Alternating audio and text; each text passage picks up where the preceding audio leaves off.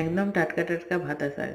বাপের বাড়ি গিয়েছিলাম, এক আঁটি তুলে নিয়ে চলে এসেছি। এই যে ভালো করে জল দিয়ে ধুয়ে পরিষ্কার করে নিলাম প্রথমে। ভাতা শাকে কিন্তু প্রচুর পরিমাণে আয়রন আছে। শীতকালে এই শাক খাওয়া খুব ভালো। এই যে কাটি ধুয়ে একদম পরিষ্কার করে নিয়েছি, কড়াইয়ে তেল দিয়ে দিলাম, রসুন ফোড়ন দিয়ে দিলাম, তার সাথে কয়েকটা শুকনো লঙ্কা, কাঁচা লঙ্কা দিয়ে দিলাম। বেশি ঝাল করি নাই, কারণ আমার বেটা খাওয়া। তারপর কাটি রাখা ভাতা শাকগুলোকে দিয়ে ভালো করে নাড়াচাড়া করে পরিমাণ মতো এবার নুন দিয়ে ঢাকা দিয়ে দিলাম।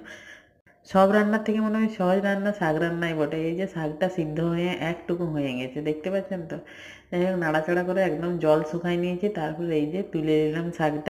এই ভাতা শাককে কেউ ভোতা শাক বলে, কেউ ভতুয়া শাক বলে, আবার কেউ ভথা শাক বলে।